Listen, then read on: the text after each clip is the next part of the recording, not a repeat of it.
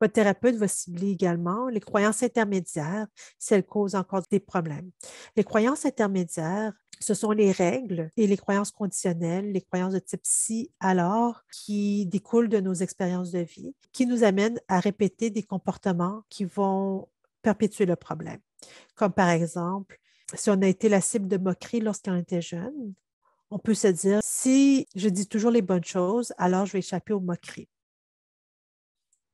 Plus tard, ça va amener beaucoup d'anxiété. Ça va peut-être même nous amener à éviter les situations sociales parce que c'est impossible de toujours dire des choses très intelligentes, de parler de façon complètement fluide. C'est une règle qui est devenue trop rigide et qui nous empêche de fonctionner socialement. Donc, quand on a ce type de croyances conditionnelles, notre thérapeute peut nous encourager à explorer d'autres croyances qui peuvent être plus souples et qui peuvent nous aider à fonctionner socialement. Comme par exemple, si j'entre en conversation avec quelqu'un et que je fais des erreurs, la personne n'en fera probablement pas de cas et il est mieux pour moi de parler aux gens que de ne pas parler aux gens si je veux me faire des amis.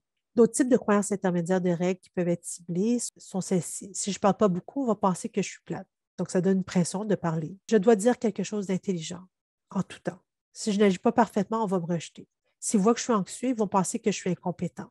Si quelqu'un ne m'apprécie pas, ça veut dire que je suis défectueux. Tous doivent m'approuver. Je ne dois pas montrer des signes de faiblesse. Si j'exprime mon désaccord, ils vont se mettre en colère.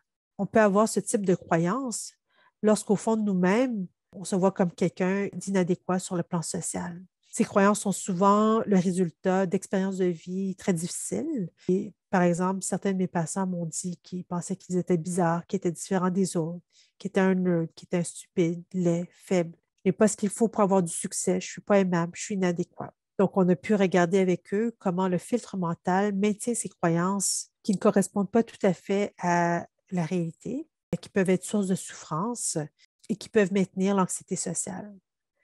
Donc, on a vu le principe du filtre mental, donc quelque chose qu'on a dans notre tête qui laisse passer l'information qui correspond à ce qu'on croit, qui ne laisse pas passer l'information qui ne correspond pas à ce qu'on croit et qui peut même modifier l'information pour qu'elle corresponde à ce qu'on croit. Donc, par exemple, cette personne qui pense qu'il n'est pas attirant, qui est l'ami des filles comme un homosexuel, chaque fois qu'il ne semblait pas intéressé à sortir avec lui, c'était une autre évidence comme quoi il n'était pas attirant. Si une fille semblait s'intéresser à lui, il ne le remarquait pas. Et si une fille disait oui, l'information était transformée également. Il se disait, ah, elle a accepté parce qu'elle a eu pitié de moi. Ici, il pouvait faire de la lecture de la pensée, être certain de savoir ce que la fille pensait de lui, et faire du raisonnement émotif. Il se sentait anxieux. Donc, il a laissé l'anxiété lui souffler l'idée qui n'était pas intéressante, de sauter aux conclusions sans examiner si sa pensée était vraie. Il est possible que votre thérapeute vous fasse alors remplir un journal de bord où vous allez inscrire votre nouvelle croyance et vous allez partir à la recherche des signes qui indiquent que votre croyance n'est pas vraie. Comme par exemple, cette personne qui croit qu'il n'est pas intéressant va noter dans un tableau les signes indiquant qu'il est intéressant. Donc, on a pu voir, par exemple, que s'il est intéressant, il pourrait remarquer que les gens lui sourient, qu'il pose des questions, lui donnent des compliments, des invitations, des cadeaux, qu'ils viennent s'asseoir près de lui, qu'ils lui donnent des faveurs, qu'ils l'aident.